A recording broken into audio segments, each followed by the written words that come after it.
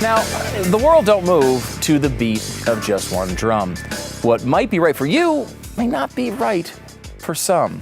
It takes different strokes to move the world. Yes, it does. It takes different strokes to move the world.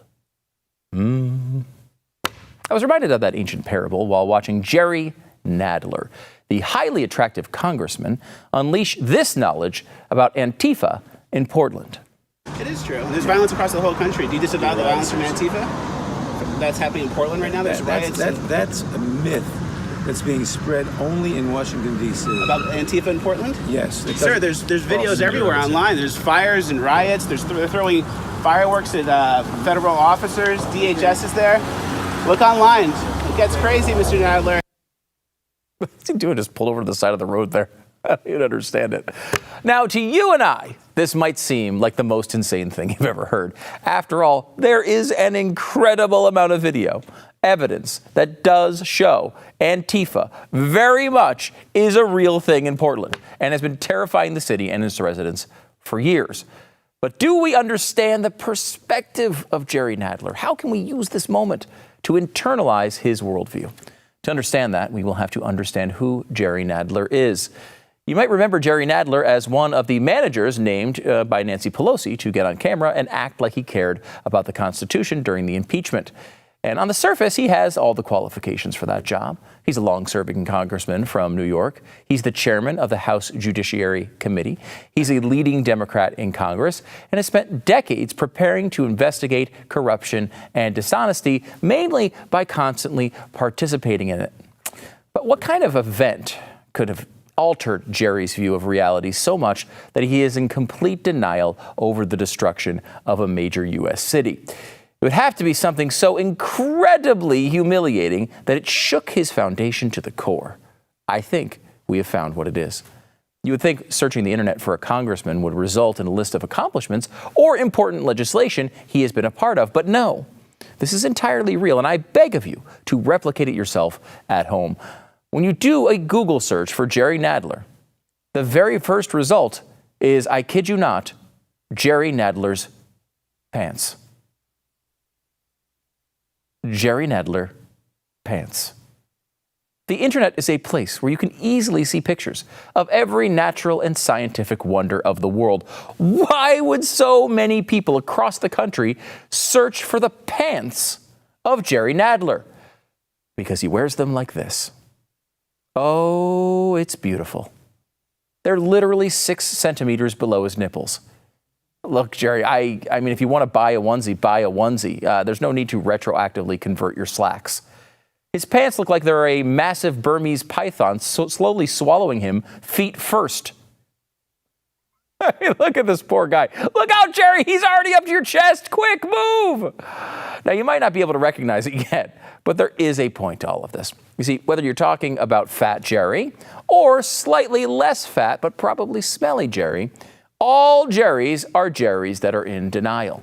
That's why we've created the Jerry Nadler scale of denial. The higher the pants, the higher the level of denial. And don't worry, it's just like every time he's ever appeared in the dream of a female, he's always wearing pants. To test our billion-dollar Nadler denial system, let's watch some of the handiwork of the group he says is a myth, Antifa. Now, I would warn you that some of this footage is really disturbing and you should not let your kids watch this. But I already told you that you'd be looking at Jerry Nadler, so any decent parent has already told their kids to avoid the screen at all costs. Let's start with this elderly gentleman who's having a disagreement with our mythical group, Antifa. They first steal his bike, and then as he goes to get it back, keep an eye out for the lovely ponytailed lady that pops into the shot. You're gonna rip me off. Oh, he's drinking. Oh, he's drinking. What are you saying, bro? Oh, You want to he's get drinking. What's up, bro? That's legal. That's legal. That's a myth that's being spread only in Washington, D.C. About Antifa in Portland? Yes. It's a myth. Now look, I mean, sure, it's an elderly guy getting punched in the face, but I think he was hit by a girl. Now, I don't know how that person identifies, but I can at least say this for certain. She punches like a girl. Nadler denial level? Pants around the low waist area. He never wears them like this. How about this flag-waving American? You can almost hear Lee Greenwood singing God Bless the USA until this turns a bit ugly. You have all these people. Everybody else protesting just like him. So because we're done with people like you. I have an opinion.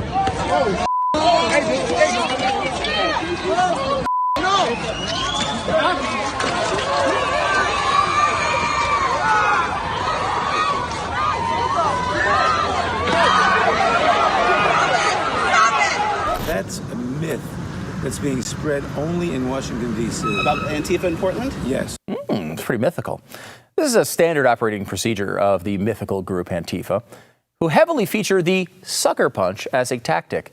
However, he's wearing some decently padded gloves, which takes some of the impact away. And sure, this ends with him, being kicked on the ground by an angry mob, but you can't really see the details, making it easy for Jerry Nadler to deny. Nadler denial level? Right around his meaty midsection. That is adorable. Now, every July 5th, you can read your local news site to see stories about how people blew their hands off with fireworks, usually handled while very drunk. Everyone knows to handle fireworks with caution.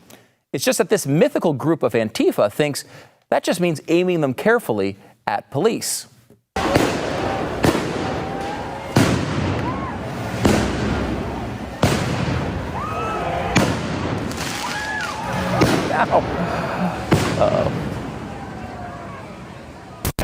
That's a myth that's being spread only in Washington, D.C. About Antifa in Portland? Yes. Mythical fireworks. Ooh.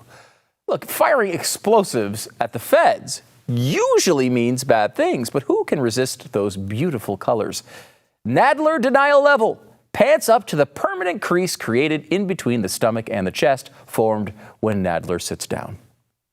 One thing is for sure, while Antifa doesn't seem to be a myth, they can't be awful enough to attack a man in a wheelchair, right?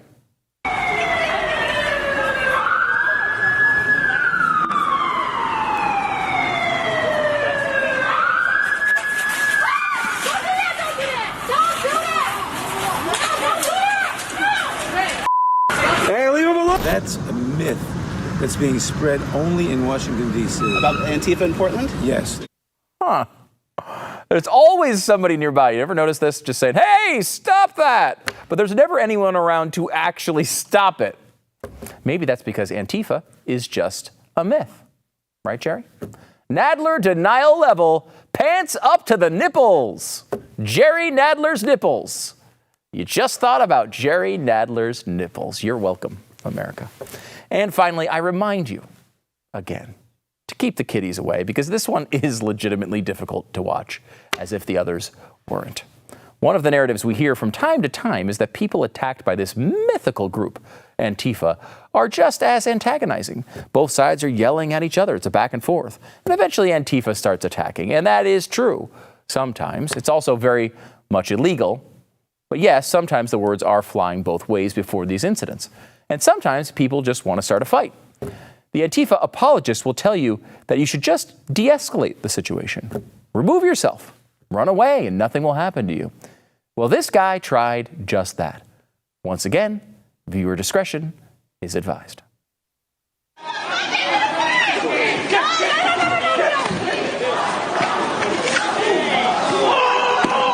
Holy stop! He's done!